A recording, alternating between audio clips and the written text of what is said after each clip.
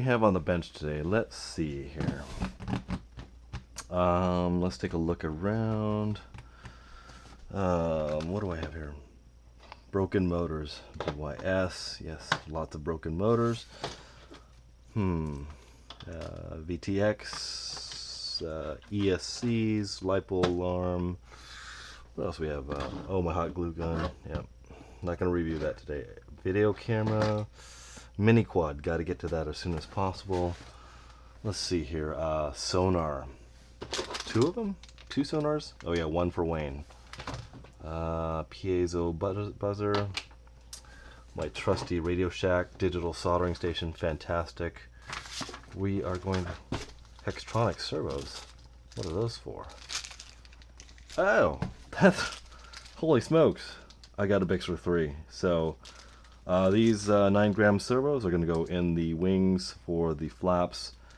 Sponsors? Nah, no sponsors today. Alright, this is the Bix3 from Hobby King. Let's take a quick peek at the sides. So guys, I live in the United States on the West Coast, and I wanted to get the plug and fly, but I didn't because it was never in stock. So what I ended up doing is getting the ready to fly. So this, in other words, this is going to come with the radio, battery, everything ready to go. So let's take a look at what's inside. Quite excited to get this. I have one other plane that I've been flying. It's a 3-channel going up to 5-channel here, or 4-channel I guess. Something with ailerons and flaps, which is kind of cool. So alright, so let's take a look at what's going on inside. We have the Bix3 manual. It's very thin feeling. I'm not going to go through that. Not right now, at least. And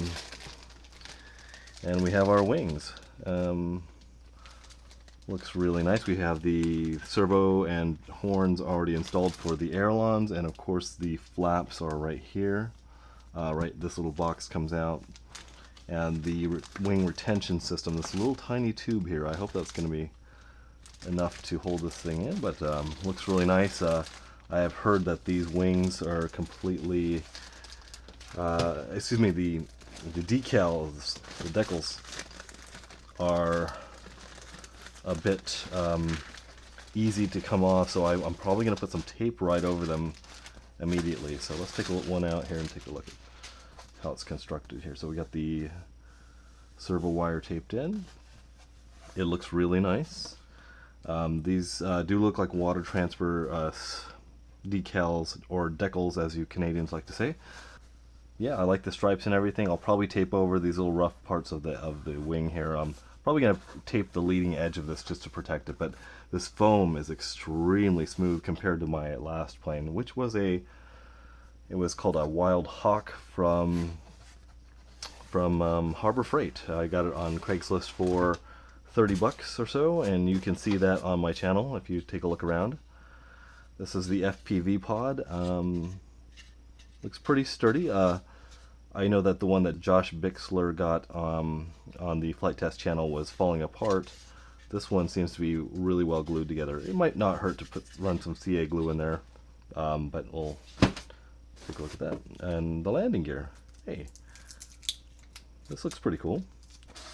These wheels are actually bigger than I imagined that they would be. They're nice.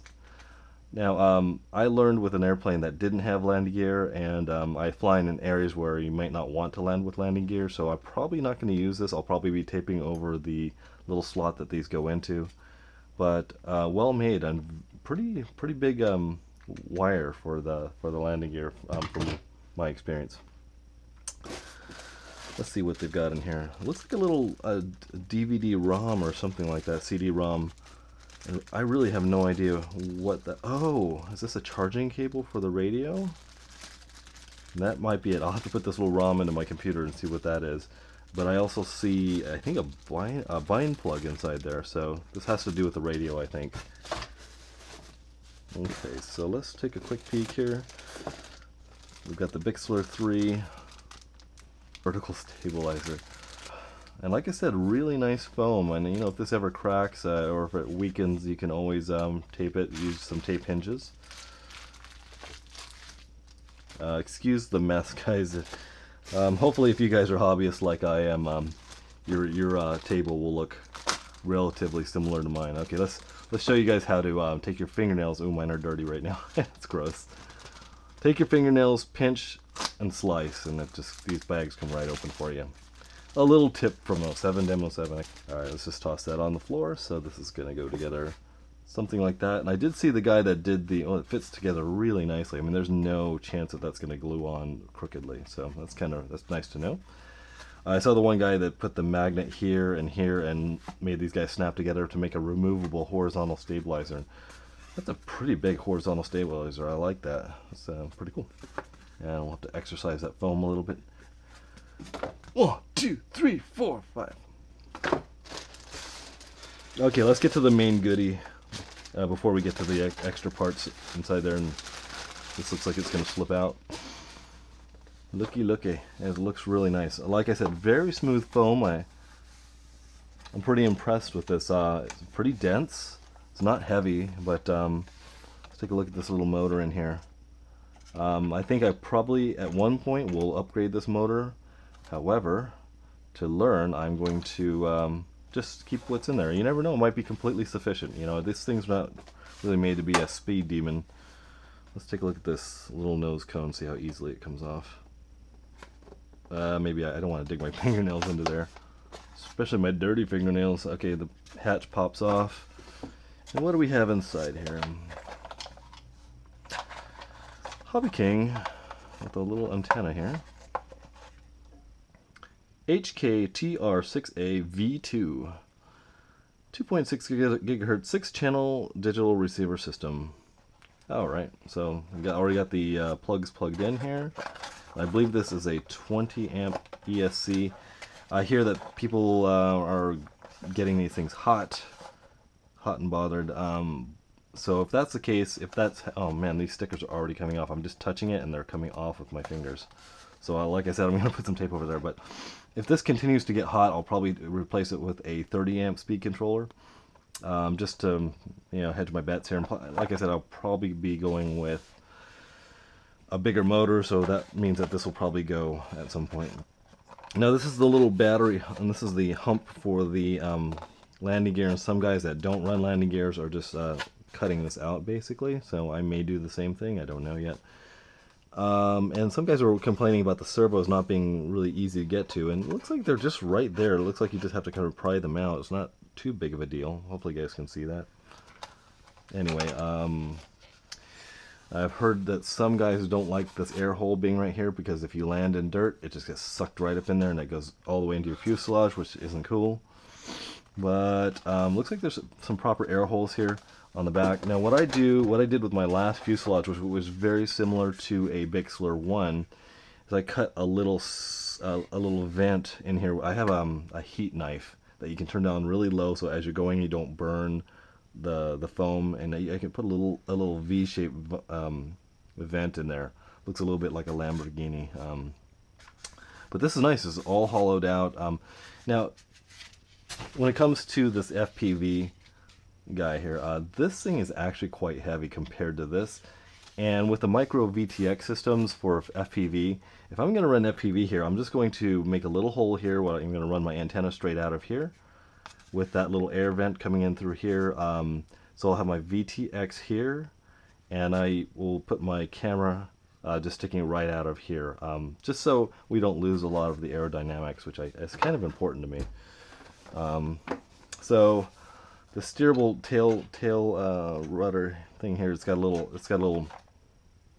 a grub screw here, so that makes this tail wheel steerable. So like I said, I'm probably not going to run the landing gear. So this guy right here, this is nice and flat right here. I kind of like that. So this will probably be taken off here. That's another little bit of weight here and here that can be taken off. So that's kind of cool. But this little bay in here is it's really huge. I don't know if you guys can see that because I've got the GoPro on my head. So let me take that out and just set it aside and put the stuff back in here, and I will go like that. Let's try that again. There we go. I love those rare earth magnets. It's pretty cool. Alright, so let's see what's going on with the radio. So I'm probably not going to use the receiver that's in there. I'm going to use a DX8 that I have with a Lemon RX, probably with the flight stabilizer. It's kind of cool because you can dial the stabilizer all the way down to 0 or all the way back up. So got a couple little switches here. It's pretty cheap. The gimbals feel horrible to me. They do. I mean, this would be fine for a beginner. I'm a beginner, so not when it comes to quadcopters. When it comes to this stuff, I'm a beginner. So got some dials in here. I'm not sure what the dials are for, but that's for the more experienced guys to know. But I'm probably going to keep my DX8 and run that because I like the Spectrum system.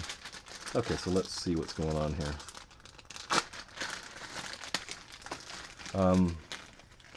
This is the tube, and I understand this is an odd size, so it's hard to get a carbon tube for it. This is aluminum tube that goes between the wings. Oh, yeah, we got this as well. I think this is the charger. Oh yeah. So this is the little cheapo charger. I'm not going to use it. One other thing over here, this has got to be the battery. There's my rig right there for so I can see that everything's in shot. Yeah, well, that's in there. 2200 milliamp 3S 20C. Standard Turnigy LiPo 20 to 30 C discharge 3 cell. I've got a few of these, so I'm very familiar with that. They like to go puffy kind of quick if you're not absolutely spot on with them. So it looks like we have the clevises for the flaps. We've got the little turn key guys here for the wings. A Y connector for the flaps as well, and the collet. Okay, I'm going to take a quick peek at this collet because some of the Bix3 guys I know had collets that were completely just drilled off center. Okay guys, what I have here is a micrometer, and some of the guys, this one actually looks like it's pretty spot on, but let me just check each side of this guy, and so that is about 2.5, almost 3 millimeters, and that's about the same. Yep. Okay, so this looks like this collet looks like they might have improved it since the Bix3 because I saw this one video and you could visually see that it was just so far off. So hey, good on them for that. I'm gonna toss this thing in here so I don't lose it. Wheel pants. Never liked that name. Some more hinges. Yep, hinges for the flaps, I would assume. This is the 8x4 inch prop. 8x4, I guess that's the pitch angle. I guess it's a pretty good prop. I went ahead and ordered an APC 8x6E prop from, oh gosh, I'm not going to give them any props. Well, anyway, they're from APC. APC, I love them. So, I don't know how you would balance this, but I'd like to check the balance on it on camera. I'll do that in just a second. I think there's some spacers that are in here that I can shove in there. Wheel pant. Okay, this is the little protective guy that goes underneath the belly of the craft. Goes right here, and of course it covers over your slot here for your landing gear. Not a big deal for me, so because I'm not going to learn landing gear.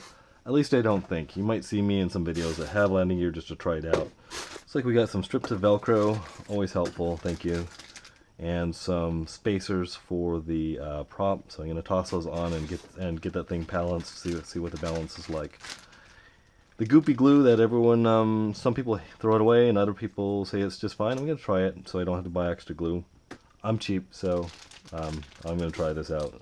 Some people have said it's okay, actually. So that looks like it. Let me just grab my cheapo balancer here. Okay, Hobby King, this is where the rubber meets the road right here. How well is your cheap prop? How well is it balanced? Probably not very good. I mean, what can you expect? I'm going to go ahead and put this little guy in here. Hopefully it'll come out when I need to. Yeah, it fits really nice. The way I always run this balancer is that I always have a big gap here so that it is, and actually this side is better because, okay, let's see how badly this goes off. It's not too bad. I mean, it's what you would you know, find from a Jam Fam or something like that. So it looks like it'll take a little bit of balancing to get that balance, but it's not far off. Still pretty heavy on one side. I might end up sanding this prop on the heavy side. Let's try 2, getting better. Let's try 3. These are pretty lightweight. No, they're just vinyl stickers. So, okay, let's see.